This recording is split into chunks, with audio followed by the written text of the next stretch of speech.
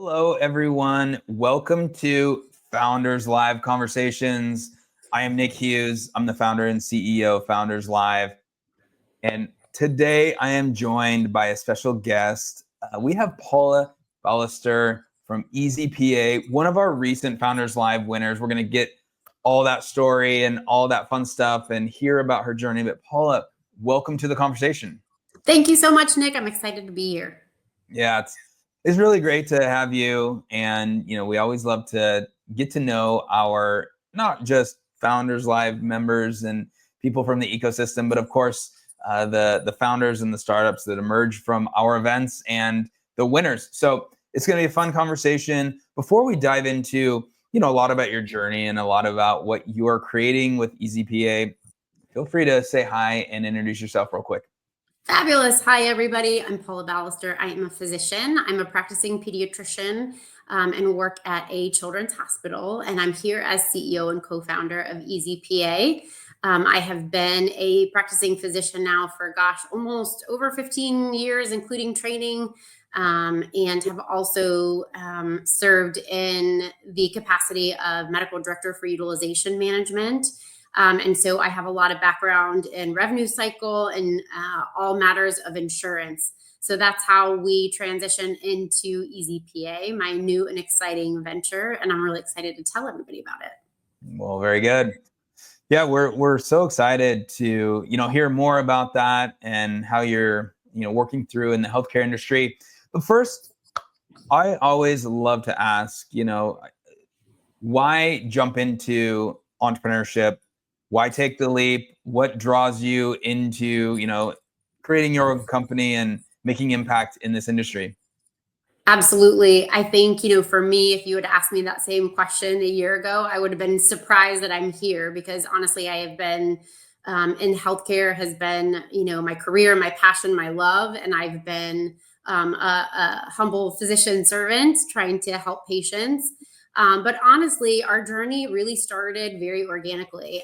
Working in a healthcare system that, and in my role interacting with insurance companies, we were seeing this kind of really unfortunate and repetitive cycle of patients having care delayed due to prior authorizations, and seeing this, the systems that we have currently that are set up with insurance companies, unfortunately, are very archaic.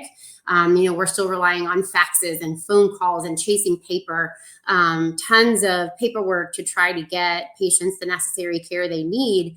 And seeing the frustration, not only on the family side, understandably, but on the practice side, on the physician side, and their administrators just really getting frustrated. And so myself and one of my co-founders, Dr. Ralph Martello, sat down and we were kind of talking because he helps me in that role at the hospital, and really just trying to figure out, like, how can we do this better, right? We have physicians who are experts in clinical care. They know the best evidence-based treatments for their patients, but they don't have expertise, or the majority of them don't, in billing, in coding, in insurance policies, right? And then we have administrators and executive assistants, that are helping those practices submit the prior authorization request to the insurance companies. They lack the clinical expertise. They may have some of the billing and coding and some of the healthcare policy kind of knowledge, but there is no possible way for even the most experienced practice administrator that's been doing it for 30 years to know every single healthcare policy and every, contract, right? And so we have this system that's set up that's completely inefficient, that doesn't leverage technology in the best and most modern way. So we started to brainstorm. We pulled in our third co-founder, Alex Vega. He is an industry expert on the tech side and has tons of experience with healthcare infrastructure and AI and machine learning. So we were like, this process for prior authorizations is so data rich, right? There is data, there are contracts out there. There's just 7 million pages, right? No person could ever master all of that. But AI and ML can, right? So how do we ingest all of this information? How do we ingest all of these coding rules, all of these procedure codes, and really make it a more intelligent, efficient, and frictionless process? So that's where we are. We have a full end-to-end suite of services that really helps to get everything from that initial prior authorization submission, nice and clean. Let's look at those codes before we hit send. Let's see where your risks are for denial. Let's fix those before we even hit submit. If we still happen to get a denial, let's go ahead and leverage all of those tools to be able to get you an appeal letter for that denial, or sometimes the insurance companies request that the requesting physician speak with a physician at the insurance company. That's a process called a peer-to-peer call. Let's get them some really nice, rich bullet point, evidence-based speaking points so that when they have that call, they're armed and they're ready. And let's reduce that time from the average right now is that practices and physicians are averaging like 39 prior authorizations a week, 13 hours of work for their staff. Let's really reduce that, right? Let's get the physicians and their teams back to the bedside, taking care of patients and not pushing paper. And so that's where we landed. We've got this amazing product that we're super excited about to get out into the marketplace. And that's where we are. That's how it all started. And Founders Live was like the beautiful sweet spot to get us to start really getting our message out into our community. Well, I always love to hear that. Thank you. Let's get back into, for all of us that don't speak your language, don't live in the healthcare world, take a step, maybe 2 or 3 back. Okay. How does this, and I'm just asking, like, from a standpoint of, take us into, like, what is the existing problem? Is it like a delay of amount of time it's taking, months versus days? Walk us through, like, what was the real problem, and then how are you all coming in to solve that? So right now, the industry standards are typically that for a routine prior authorization, right? So say you're a patient and you need a test, a procedure, something done. Health insurances have different rules where they require that you basically kind of ask permission, so to speak, to get that procedure done and ensure that they will cover that procedure. And so typically those processes right now, most insurance companies have different web portals where the clinics have to submit that information. There are some what we call clearinghouses where one company will kind of in one portal have access to different insurance companies, but it can take up to 2 weeks for a standard request. And that's for a clean request that goes through. So you may have to wait at least 2 weeks. And that's if there's no denial.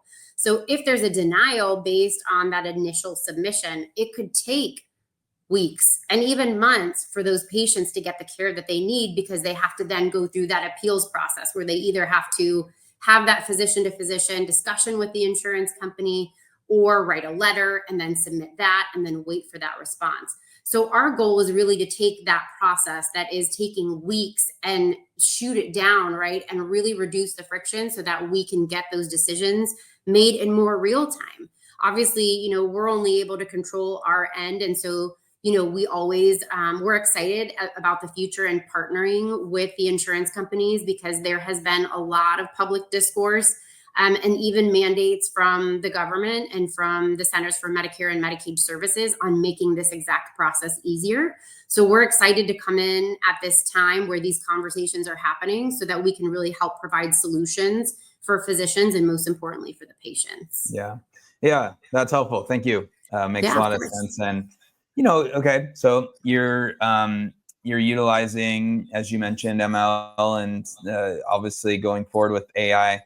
What does this industry, healthcare, if not the insurance industry, what does it look like now in the age of AI? And I guess take that question whatever direction you want, but so many industries, almost every industry is really at this point of inflection and change.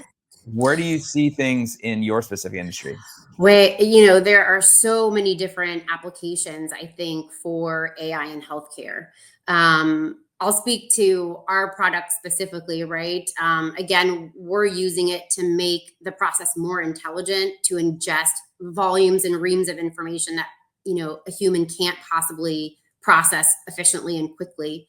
But I think, in general, and so for us, we're not trying to replace humans, right? I know that's one of the big fears that many people have. We're not trying to compete for, folks' jobs. We just want to get the people in healthcare that are tasked with these administrative tasks right now, and get them back to patient care and away from paperwork. I think, broader in healthcare, there's so many different applications. I know I get the privilege of working with medical students and residents and trainees in our facility, fellows, and we're all kind of learning, how do we ethically and safely use AI? I think one of the biggest things and conversations we're having right now on the clinical side is learning about these tools, learning about their capabilities, but most importantly, learning about their limitations, just so that we make sure we're using them responsibly. Right. But I mean, you've heard of everything from, products and tools that are helping, discover treatment possibilities based on a patient's blood work and their genes, and kind of customizing those therapeutics, to AI models that are reading radiology studies and, more quickly. And, I feel like it is everywhere, and it's going to continue to evolve. And they're really important conversations to have, because, most importantly, the public and patients look to us as physicians to be trustworthy source of reliable information and high quality information. And so, although AI obviously has the opportunity to give kind of shortcuts, so to speak, we really have to be very, very mindful of its limitations, and use it as an additional tool in our tool belt, but of course not to replace the years of training and expertise that we each carry in our respective fields. Yeah.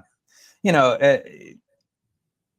Of course, there's advantages in speeding up things, which that's part of what you do. Right. Or that's what you're bringing to the market. And that's absolutely important. But we also want to be mindful of, especially in this industry, things Absolutely. like,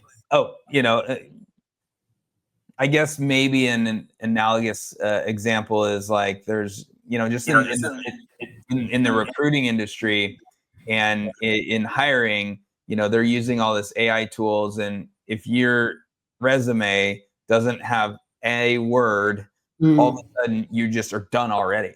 Right. And so unfortunately, that's what's happening, is people are not even getting looked at, even if they're probably high quality, and even if they might be maybe the best fit for that specific role, they're simply not even, the machine is not even accepting them.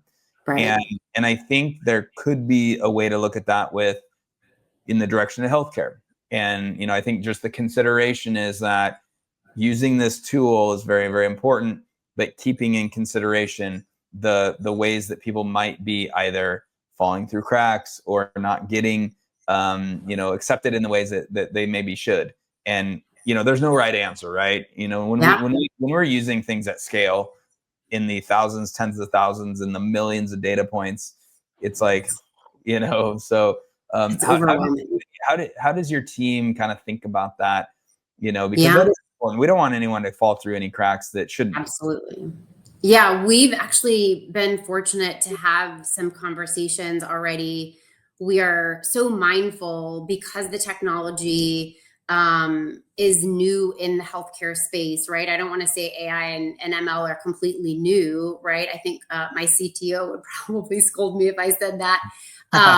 But, in healthcare, like you said, it's different, right? People's lives are at stake. So, we've had the opportunity and the privilege to have some conversations with some thought leaders in the ethical use of AI space, to ensure that we don't have any blind spots, right? And to make sure that we're super mindful from the beginning. Like, we know that our platform and our software has confidential patient information transacting through it constantly, right? And so we knew that first stop, foundation, no holds barred, we had to address confidence in our HIPAA compliance and our security before we could even open our mouths to have a conversation with anyone, right? Because if we couldn't instill that trust, we knew that we would have no shot at making this work. And so that's the very first foundational aspect that we built, was to ensure that we would never have to risk, anyone's information being leaked or compromised.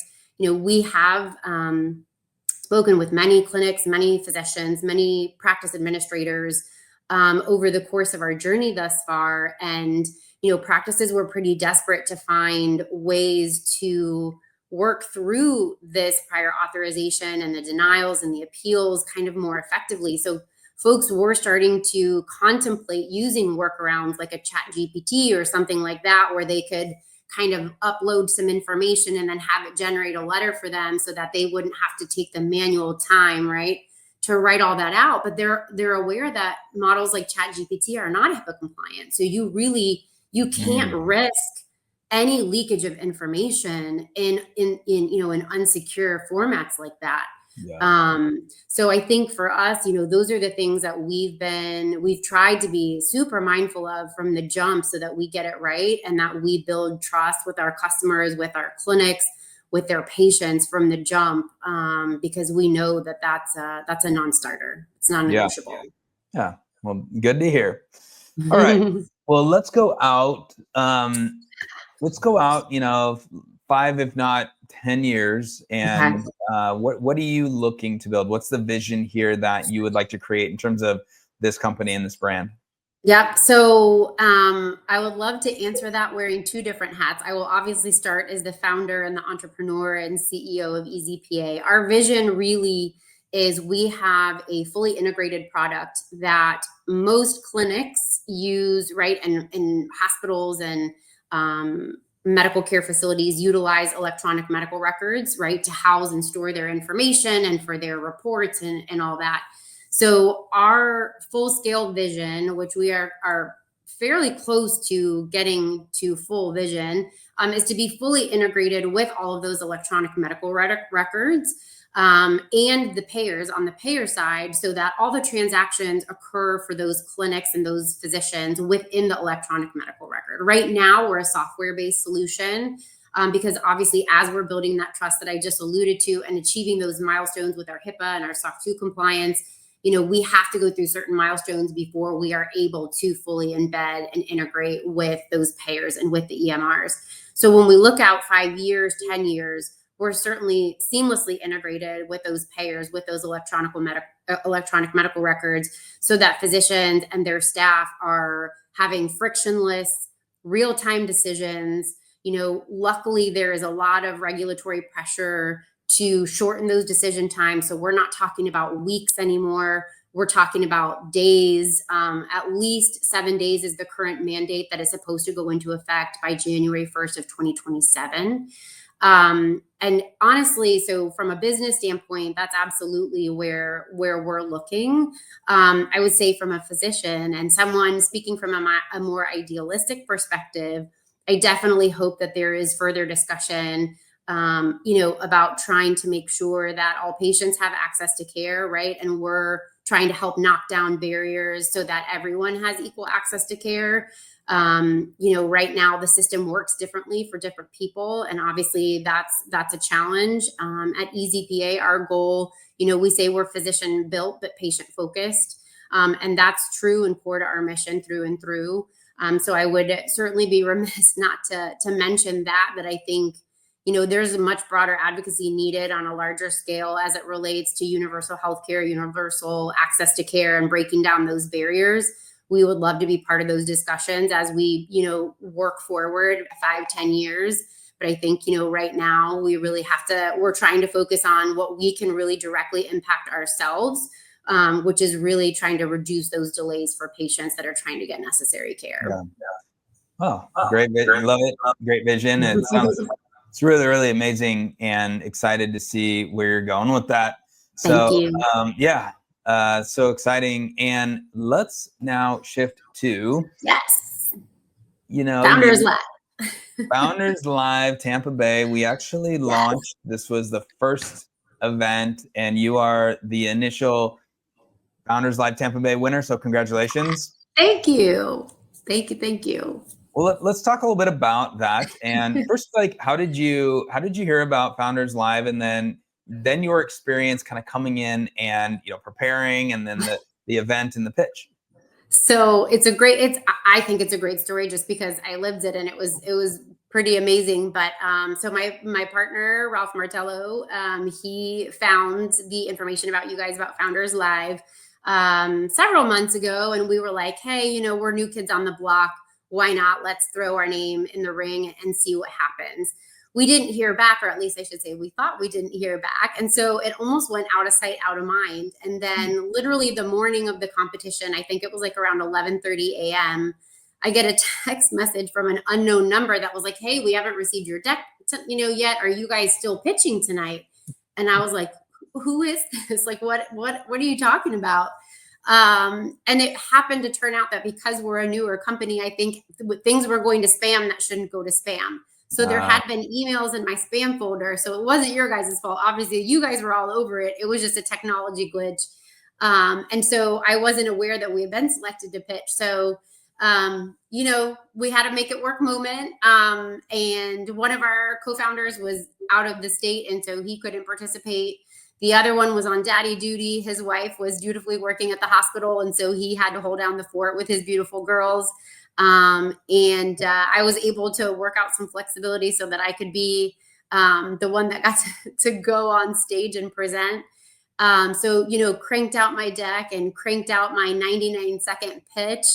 I remember hiding in the bathroom for a few minutes to practice it a few feverish last times because, we hadn't had the days and days to prepare that we probably would have had I received the email, which may have been a blessing in disguise, to be honest, because, the more lead time you have, the more time you have to agonize about it and maybe to get anxious about it.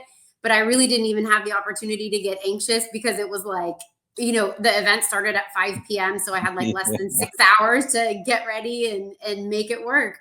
So it was great. KJ and the Jodo PR team were fabulous.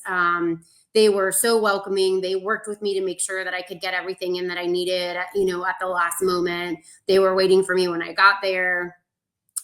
It was really, really cool. I had never obviously been to an event like that before, and before the pitch competition portion of the programming started, getting to meet other founders that were pitching that night and hearing about their ideas, meeting other folks that were just there to watch, members of the Chamber of Commerce, members of the local innovation center, other, just business owners, folks that were looking for opportunities to partner with new businesses. And so that was super cool. Obviously, it was, slightly anxiety provoking to get up there and to do your 99-second pitch. But I was super grateful that it was well received. I think, our story resonates with a lot of people because after the event, I had a line of folks that wanted to talk to me, and so many people were coming up just saying, thank you. I had my medication that I had been waiting for delayed for months and months and months. And, and I suffered waiting. And someone else saying that they had to wait months and months and months for a surgery that they needed and how much pain that they were in while they were waiting.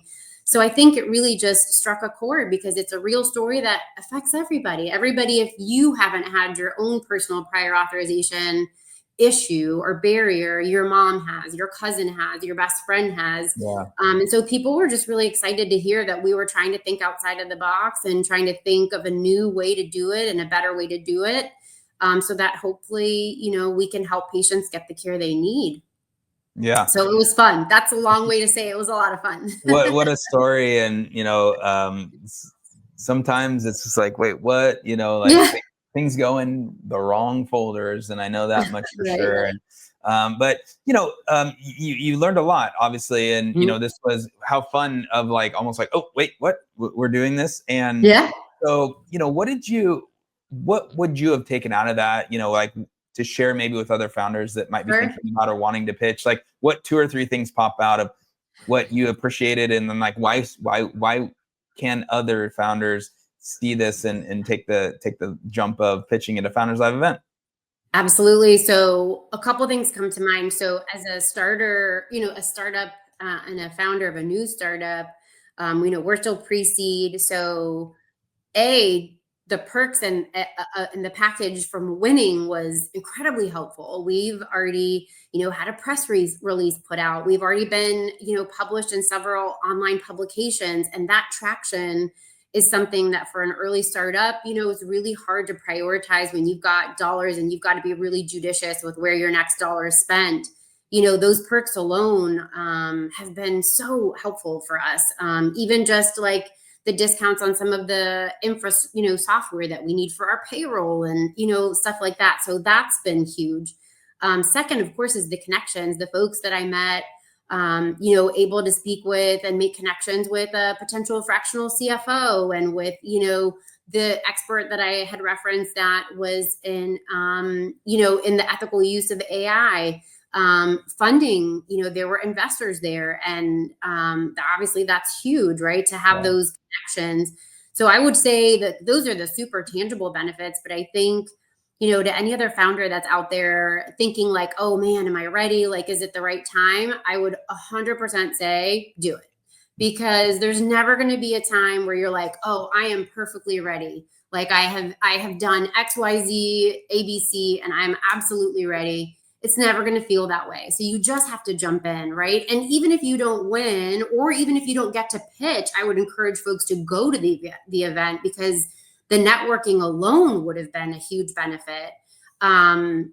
So I think that for me, that's the big thing that I walked away with, was just, don't be scared, don't hesitate, don't second guess that you're not ready. Even an early stage company, is absolutely able to make an impact, get your message out there, meet other people, learn from other people. It's an awesome opportunity, an awesome organization, and we're super grateful to be part of the Founders Live family now. Well, yeah, and we appreciate you not only jumping at it, but obviously, pitching and then winning is so amazing. But just to kind of speak on that a little bit, you really bring up a great point that we hope to echo all around, which is like, look, just show up. That's the first step. Show up, right? And I encourage early founders, like, hey, it might not be your time yet, but by attending the event, not only are you going to connect with people, obviously, and you know these people, but you're going to see it in action. And you can also visualize and say, okay, when I'm up there, I'm going to do this, because now you become a little more comfortable versus coming in a little cold. But then if you do participate and pitch, even if you don't win, it simply is, it's exposure. It's a lot of feedback. It's the cycle of going through it. And I think the thing that you were pointing at is it just gets you moving, right? And to wait just delays a lot of that stuff, the momentum in one way or another. And yes, of course, it's a competition and that's fun, but it's really there to get connections and exposure and really helping you all move forward. Yeah, I think, as a founder in my first entrepreneurial experience, right? Like constantly learning, like every day in this job, I am learning so much. And that experience was no different, right? I think, when I was sitting there, I think I pitched third of the 5 pitches.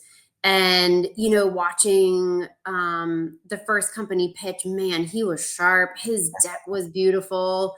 I would have voted for him. Because I was like, this guy's great. He's got a great personal story. He really delivered passionately. His slides were very like sharp and edgy, right? And I was like, oh man, my slides are like so boring. They're not graphically as pleasing. Like I have no shot, right? But you go through and you're going to do it anyways. But I think, had I not been fortunate and won, like you said, I would have learned so much that would have helped me the next time I was willing to try again. Right. So yeah, I think you just got to do it. Like there's never a perfect time. So just do it. Just do it. Just do it. Well, speaking of those, as we come in here, I'd really like to get, thoughts and advice from you all that are in the trenches, if you will, or we're all working hard here.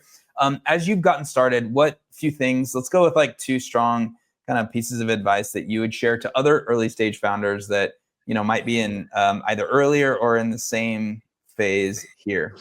Yep, I think meet with any and everybody that'll meet with you, right? Because even if you think like, oh man, well, like why would I need to meet with X, channel partner that seems like too far away? Or why would I need to meet with a PR company when I barely have any money in the bank, right? If there are people that are willing to invest their time and help you, learn from them, right? And even if it doesn't lead to a contract or a sale or a check, right? There's still something to be learned from that relationship, that person's experience, keeping doors open. You never know who you're going to need to partner with in the future, right? So talk to everybody. You really have to be willing to give a lot of time, to build those kind of relationships. And I think the other thing, we kind of talked about it a little bit, is, you can't wait until everything is perfect to start, right? You can't wait for there to be a perfect amount of money in the bank, for your MVP or your product to be absolutely perfect, for your marketing campaign to be perfect before you hit send on that first campaign. Perfect is the enemy of good. And I really believe in that, and that, you really have to just keep pushing. No one has ever said anything other than, startup life is a grind, right? You're just constantly going, constantly talking to people, constantly reaching out. And honestly, it's been oddly invigorating, which is kind of funny to say. And maybe other people have had similar experiences. Maybe it's the whole beautiful part of building something that's your own, that you get to control, you get to mold, you get to make it your own. That's really so exciting. But that's been my experience so far. So I think those would be my two biggest takeaways, is talk to anybody that will talk to you, right? And don't let perfect be the enemy of good. Just keep moving. Yeah, both of those are very, very good and very helpful. And a lot of times we need to hear it for the how manyth time. Right. Absolutely. And, the one that I will double down on that you shared is, it really is getting started. And, early stage startups, once you actually get in motion, obviously there's a lot of if you're just starting something, you're building on the side, or you're just kind of getting that thing started, but obviously you want to get moving as soon as possible on that stuff. Mm-hmm. But really, when you're taking it to market and you're making that commitment and getting started, it's the little wins, and it's creating the momentum.